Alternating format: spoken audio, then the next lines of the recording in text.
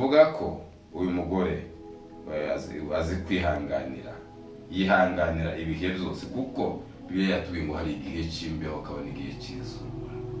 Menya kwakira igihe kikujeho kikugezeho, umenye kucyakira, uzabura umugore mwiza cyane. Turebe ingingo ya 9 iranga umugore mwiza cyane. Ingingo ya 9 iratubwira ngo ubukire timutera kwizamura. Umugore mwiza ubukire iyo buje ndimutera kwizamura, ngo yumve kuko aruta abandi, kuko yabihawe n'Imana. Nimba bukugezeho none, ejo buzogera ku wundi, kandi bukanaho wavuye, kuko ntiwabihoranye, ntiwabuvukanye ubukire. Bakujeho nimba niva ku Mana, ariko ntukandagira abandi ngo ubukire bwakujeho. Ubukire timumutera kwizamura ngo yumve kuko arusha abandi cyangwa bitabandi. Bibiliya iratubwiye ngo azabumbuza akanwa ke ubwenge, azaza kuvuga yabanje gutekereza, yashize mu bwenge akavuga ngo si ijambo mvuga niryo rirakwiriye, abaryakira abaryumva rirabagwa neza. Haraho mu migani atubwira ngo amagambo yacu ngo agomba kumera nk'ubuki cyangwa nk'umunyu ukaryoha. Harabaza bavuga amagambo yo kurasa, meze kakuriya ku myambi imishari. Sinzi amagambo uzuvuga nshuti yanje unyumva, ariko iyi ngingo iratubwiye ngo aze kwifata mu magambo. Umugore mwiza ngo azayifata ngo uzavuga mu magambo, tasesagura amagambo, ntapfe kuvuga amagambo atayatekerejeho. Abana babonaga bagenda bahuna, ariko buriya abana bahuna nuko bataba bagaburiwe ku gihe. Bagenda barereta aho ngaho mu mazu, bakareba batetse, bakumva impumuro y'abatetse bihumura mu yandi mazu, ugasanga ko baragenda barunguruka. Kubera iki? Nuko wa mugore atagaburira ku gihe abo mu rugo rwiwe. Ariko iyi ngingo iratubwiye ngo azinduka kare cyane igihe, akazukira ku gihe no gushaka ibikenewe. Yego, twongeye kandi kubiyegereza kubaha ikaze badukurikira muri izi nyigisho zishobora gufasha benshi ijambo ry'Imana. Reka dutangize dusenga. Mana data wa twese uri mu ijuru, Mana ibeshaho ikomeza amasezerano no kubayikunda, tubwire ko imbere yawe muri uno mwanya tukurarize kubana natwe. Muri uyu mwanya tugiye gutanga ikiganiro cy'ijambo ryawe, kugira ngo Mwami ubane natwe bibe nk'uko ubishaka, dukore ibiguhesha icyubahiro. Urakoze data kutwumva, ni mu izina rya Yesu tugusenze, amen. Kuko bisanzwe ni Pasiteri Sebanyana muri kumwe, kugira ngo dufatanye kumva ijambo ry'Imana. Ijambo ry'Imana rituyobora gukora nicyo tugomba gukora, kuko tubwiye ngo ni ijambo ry'Imana abemera ijambo ry'Imana nyine. Iyo turyemera rikatuyobora, tubaho mu buzima bwiza, mu buzima buyoborwa n'ijambo ry'Imana. Niyo kataloge tureberaho urugendo rwacu rw'ubuzima. Uyu mwanya rero icyigisho turi gutambutse kugira ngo gifashe benshi, ni icyigisho kivuga ngo ibintu bigera ku 10 biranga umugore mwiza. Ibintu cyangwa ingingo zigera ku 10 ziranga umugore mwiza. Umugore mu rugo akwiriye kuba mwiza. Turebe imuranga kugira ngo ube umugore mwiza.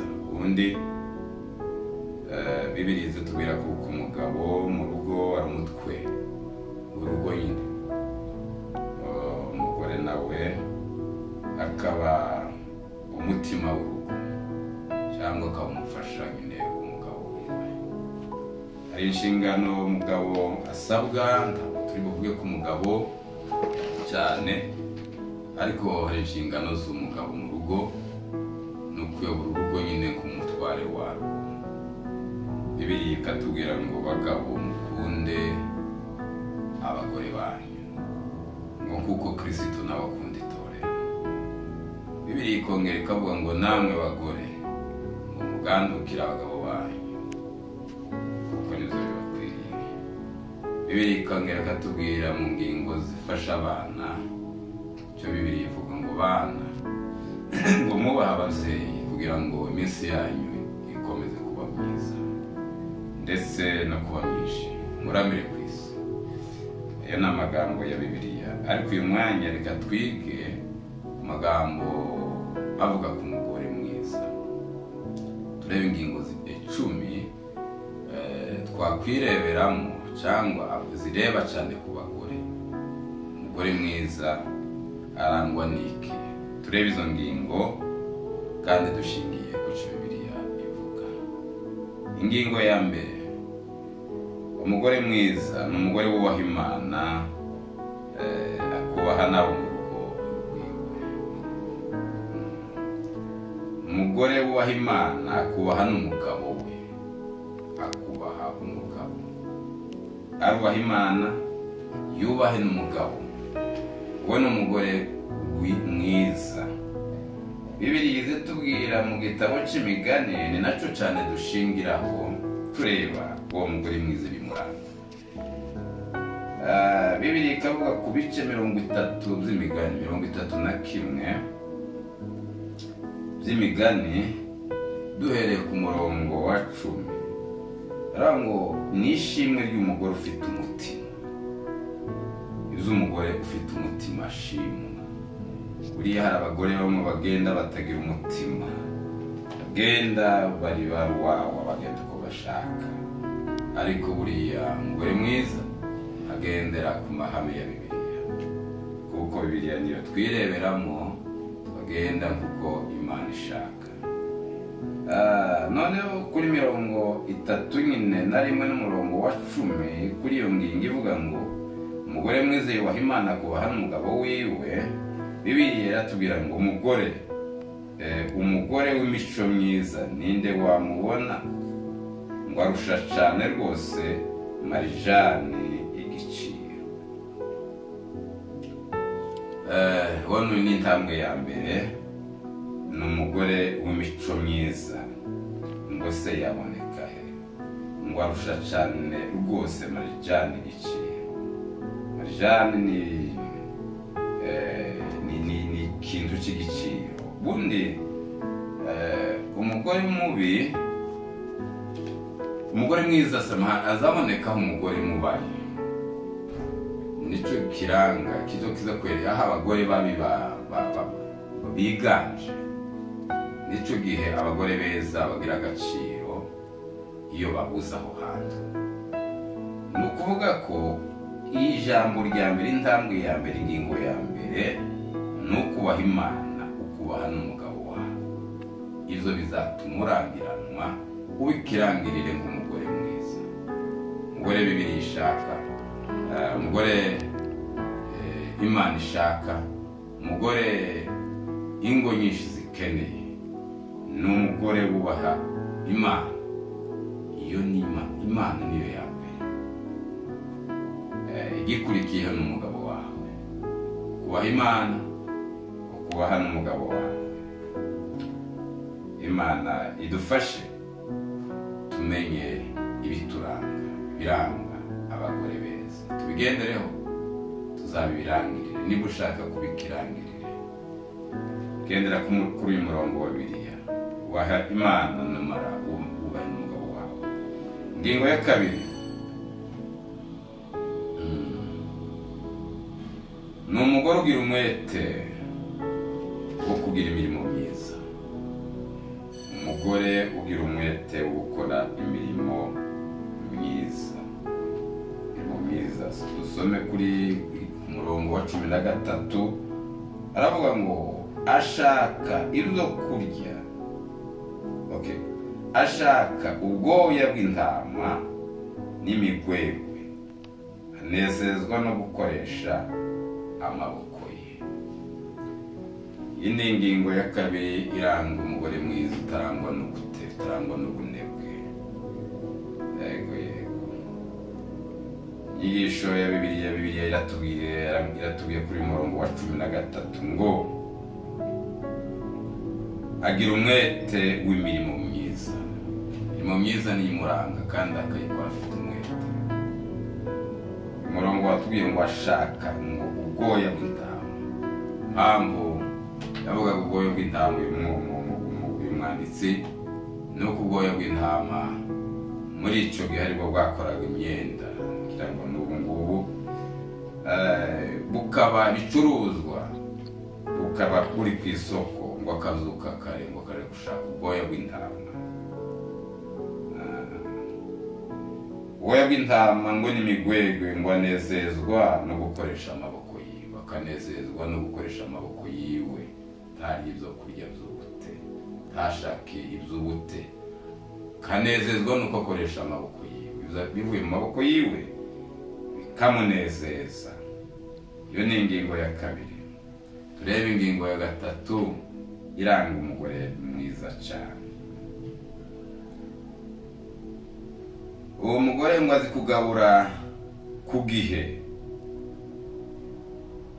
no gushaka ibikenewe. Imana idufashe cyane. Uwo mugore ngo azi kugabura ku gihe no gushaka ibikenewe. Muri cya gihe nyine agabura, si gupfa kugabura gusa ibije, agaburira ku gihe, atanga ibyo kurya ku gihe kandi agashaka ibikwiriye, adapfa kuzana ibyo abonye, azana ibirungo biryoshye, ashyiramo biryoshye ibiryo yateguye bikaryohera ababirya. Uwo ni umugore mwiza, si ugupfa kurya gusa ngo ahagishe abagaburira, ariko no gushaka ibikwiriye, ibisabwa. Ngira ngo abazi ibitunga umubiri, ngo hariho bitunga umubiri nyine, akaba n'ibitera imbaraga n'ibirinda indwara. Ibyo byose biri mu bikwiriye. Umugore mwiza rero ibyo byose arabishaka kugira ngo agabure ibyo kurya bikwiriye. Uwo ni umugore mwiza cyane. Ese wowe unyumva uzugabura ibihe? Upfa kugabura gusa utareba ibikwiriye?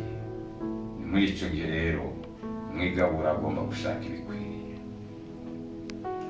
Ego tubisoma nanone mukure turebe ko ku ngingo ya 15 cyangwa ku murongo wa 15 muri icyo gice aravuga ngo azuka kare butari bwaca, akagaburira abo mu rugo, agateka abaja be imirimo ibakwiriye. Azazuka kare butari bwaca, ntaryamire, akagaburira abo mu rugo rwe. Abantu bagomba kurya kare, bakaza bagenda mu mirimo bariye, umugabo wawe akagenda mu mirimo yariye, abana bakagenda mu mirimo bariye. Kera abana wabonaga bagenda bahuna, ariko buriya abana bahuna nuko bataba bagaburiwe ku gihe. Bagenda barereta aho ngaho mu mazu, bakareba abatetse, bakumva impumuro y'abatetse bihumura mu yandi mazu, ugasanga ko baragenda barunguruka. Kubera iki? Nuko wa mugore atagaburira ku gihe abo mu rugo rwiwe. Ariko iyi ngingo iratubwiye ngo azinduka kare cyane igihe, akazukira ku gihe no gushaka ibikenewe. Imana ishimwe cyane. Azazuka kare ngo akagaburira abo mu rugo rwe, agatega kabaja abakozi akabatekera ntabatereze ngo bakore gusa ibyo bishakiye. Muri icyo gihe aba ari umugore w'umunebwe utabazi gutunganya. Ni ukuvuga ko azuka kare akagaburira aho mu rugo, agategeka abakozi ibyo bagomba gukora, imirimo ibakwiriye, akabishyira ku murongo. Uwo ni umugore mwiza. Mu ngingo ya 3 turebe ingingo ya 4, akunda gufasha abarusha ubushobozi. Afasha abarusha ubushobozi. Uwo ni umugore mwiza. Dusoma umurongo wa 20. Bibiliya iratubwiye ngo aramburira abakene ibiganza kandi indushi akazitiza amaboko. Aramburira abakene ibiganza n'indushi nazo akazitiza amaboko. Iyo ni ingingo idufasha kwireba aho duhagaze. Umugore mwiza ni ingingo zireba ku bagore ngo akunda gufasha abarusha ubushobozi. Haleluya. Uyu murongo wa 2 uratubwiye ngo aramburira abakene ibiganza kandi indushi nazo akazitiza amaboko. Yego ubona umugore mwiza ni ingingo ziranga umugore mwiza. Buri wese wumva arumva ahagaze, arumva ni kuko Bibiliya n'umunzani tuzatwireberaho. Buri wese akumva ikamugera n'umunzani. Reka turebe ingingo ya 5, amenya kubana neza n'abantu cyangwa n'abaturanyi biwe. Amenya cyane kubana n'abaturanyi, kubana n'abaturanyi. Kuri 23 igice ni cya kindi turiho dusoma, igice cya 31, turebe kuri 23 umurongo wa 23. Uravuga gutya ngo umugabo we amenyekana mu marembo y'umudugudu, yicaranye n'abakuru b'igihugu. Umugore mwiza azatuma umugabo we amenyekana mu marembo. Umugabo we akicarana n'abakomeye, akicarana n'abayobozi, kuko bafite icyo bamuca, nuko rwa rugo rutahwa, nuko ari urugo rufite kwakirwa neza. Ubundi umugore mu rugo niuza wakira abashitsi bakamurangirana, bakavuga ngo ruriya rugo ruba mu mugore wita ku nibyo. Uwo mugore amenyekana neza mu baturanyi, akabikirangirira kubera imirimo yiwe amenyekana neza, ituma ariyo imuhesha kumenyekana. Buriya imirimo iraruta amagambo. Imirimo niyo ituma abantu bakumenya kuruta amagambo izuvuga. Rero abagore bankurikira kugize inyigisho, wite kuri izi nyigisho kugira ngo urusheho kubikirangirire mu baturanyi. Biwakirangirire mu baturanyi, bikirangirire mu itorero, bikirangirire mu mudugudu, ndetse ukabikirangirire no mu isi, mu gihugu cyawe. Rero wite ku buryo bwo kumenyekana neza. Ingingo ya 6 iranga umugore mwiza, yita ku bashitsi akabagirira neza. Aza yita ku bashitsi akabagirira neza. Reka turebe umurongo wa 24 tuwusome, kubera ko niwo ni ijambo ry'Imana niyo tureberaho. 24 aratubwira ngo aboha imyambaro akayigura, agurira abagenza imikandara. Aboha imyambaro akayigura, agurira abagenza imikandara. Uwo ni umugore mwiza ibimuranga. Ngo aboha imyambaro ndetse akayigura, ngo akagurira n'abagenza abacuruzi, akabagurira n'imikandara. Yungura na benshi. Umugore mwiza iyo ni ingingo iranga umugore mwiza ngo yita ku bashitsi ngo ndetse ngo akabagirira neza akabitaho. Sinzi ndizera kuko buri wese ijambo ry'Imana rimubwira aryigeraho rero. Namwe cyangwa ingingo ya 7 aze kwifata mu magambo azavugagura irije ryose, aze kwifata akaziga akavuga akaba yandasiga akifata mu magambo ntire kure muzavuga byose, ngo aze kwifata mu magambo. Kuri 26 dusohoye umume wo murongo wa 26 igice cya kindi, Bibiliya iravuga gutya ngo abumbuza akanwa ke ubwenge, kandi itegeko ry'ururimi rwe riva mu rukundo. Imana idufashe cyane. Iyi ni ingingo ya 7 ngo aze kwifata mu magambo. Bibiliya iratubwiye ngo azabumbuza akanwa ke ubwenge. Azaza kuvuga yabanje gutekereza, yashize mu bwenge akavuga ngo si ijambo mvuga niryo rirakwiriye, abaryakira abaryumva rirabagwa neza. Araho mu migani atubwira ngo amagambo yacu ngo agomba kumera nk'ubuki cyangwa nk'umunyu ukaryoha. Abaza bavuga amagambo yo kurasa meze nka kurya kw'imyambi imishari.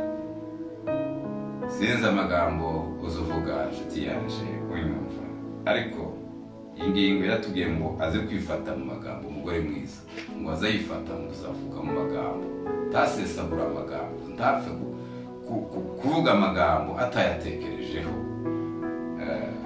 ngo abumbuza akanwa k'ubwenge. Ndiyo zabumbuza akanwa k'ubwenge, kandi ngo itegeko ry'ururimi rwe ngo rizariva mu rukundo. Iyo ni ingingo iranga umugore mwiza mu rugo. Reka turebe ingingo ya 8. Ingingo ya 8 iratubwira ngo azayihanganira ubukene n'igihombo. Umugore mwiza azayihanganira ubukene n'igihombo. Buriya isi uko iteye zitubwira ko habamwe ibiba n'isarura. Hari igihe cyo kubiba n'igihe cyo gusarura, hari igihe cy'imbeho n'igihe cy'izuba, igihe cyiza n'igihe kibi, hari igihe cyo guseka n'igihe cyo kudaseka. Izo zose bizabigera ku bantu, ariko umugore utari mwiza ndazi kwihanganira igihe kije kuri we, ariko umugore mwiza ngo yihanganira ubukene ndetse n'igihombo. Iyo ni ingingo ya 8 iranga umugore mwiza. Nimba igihombo kije ndetse n'ubukene buje, azamenya kwihangana, akamenya uko yifata muri wa mwanya, kuko ntibizahoraho bizaza. Ariko abagore bahubuka batari beza, batagendera mu kuri murongo wa Bibiliya, icyo birivuga iyo ubukene buje atangira guhinduka umugabo. Ugasanga ariko aramubwira ngo ni wowe ubitera, kubera ko utazukora nk'abandi. Ntuzubona uko abandi bakora, ntamenye kuko ibihe biza bihinduka, ntazamenye impinduka y'ibihe, ntazamenye ko igihe cyahindutse akaguma muri cya gihe, ntamenye ko ibihe biza bihinduka. Yego, ntamenye kwihangana, ntamenye gutegereza kuko icyo gihe nacyo kizashira.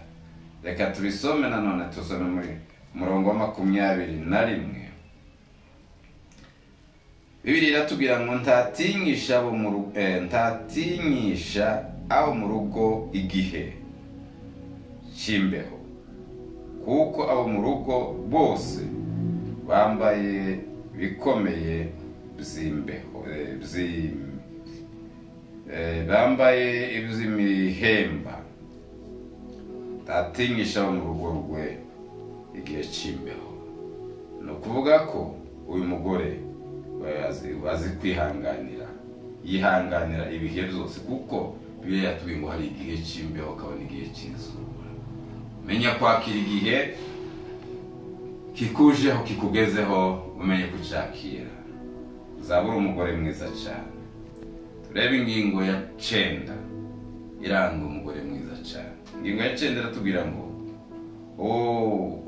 ubukire bimutera kwizamura. Umugore mwiza ubukire iyo buje ndimutera kwizamura, yumve kuko aruta abandi, kuko yabihawe n'Imana. Nimba bukugezeho none ejo buzogera ku wundi, kandi bukanaho wavuye, kuko ntiwabihoranye, ntiwabuvukanye ubukire. Wakujeho nimba niva ku Mana, ariko ntukandagira abandi ngo ubukire bwakujeho. Ubukire kibumutera kwizamura ngo yumve kuko arusha abandi cyangwa aruta abandi. Turebe umurongo wa 27. Bibiliya iratubwira ngo amenya neza imico yo mu rugo rwe, kandi ntabwo arya ibyo kurya by'ubute. Amenya neza ibyo mu rugo rwe, kandi ntazarya ibyo kurya by'ubute. Ubukire ntibumutera kwizamura, amenya kurya ibyo mu rugo rwe neza. Yego, amenya neza imico yawo mu rugo rwe, kandi ntabwo arya ibyo kurya by'ubute cyangwa se by'ubunebwe. Iyo ni ingingo yindi iranga umugore mwiza. Reka turebe ingingo ya 10. Ingingo duteguye ariyo ya nyuma. Bibiliya sinzi ngizi zonyine, ariko ari nyinshi. Tugomba ariko twateguye izi ngingo zigera ku 10. Nuzigendera uzaba umugore ukirangirire aho uri, aho utuye. Ingingo ya 10. Aharanira bizakubahisha urugo rwiwe. Azabiharanira ntibizana, ntabwo bizabizana umuntu azabiharanira. Ibizo kubahisha urugo rwawe urabiharanira nimba uri umugore mwiza. Reka dusome ku murongo wa 18 muri iki gice nyine 18. Bibiliya iratubwira ngo abona yuko ibyo akora bimufitiye akamaro, kandi nijoro itabaza rye ntirizima. Haleluya. Ahoranira ibyo kubahisha urugo rwe akabiharanira. Aharanira ibyo kubahisha urugo rwiwe, agahora inzu yiwe imeze ngo n'itara ryo mu rugo rwe ryo nijoro ntirizima, umuco uhora waka mu rugo rwe mu nzu. Ibyo nabyo arabiharanira, nta kiza cikora. Usibye ishano, niko abakuru bavuga ngo ishano niryo rizaryizana, ariko ibyiza biraharanirwa. Nshuti bavandimwe, bagore banyumva n'abandi bose banyumva, muri iyi nyigisho itubwiye ibintu, twize ibintu bigera ku 10 cyangwa ingingo zigera ku 10 ziranga umugore mwiza. Nitugendera kuri izi ngingo tukazobona nimba dushaka kuba abagore beza mu rugo, tuzarushaho kuba beza nitugendera kuri izi ngingo, kuko ni Bibiliya zitwigisha. Kandi nta kindi gitabo twabona cyiza kiruta icya Bibiliya. Nitukigenderaho tukagendera kuri izi ngingo, Imana izadufasha kuba abagore beza n'abantu beza, barangirwa cyangwa birangirane mu bandi, bakifuzwa n'abandi n'iyindi miryango myinshi. Imana idufashe, Imana idumugisha. Twakira ijambo ry'Imana.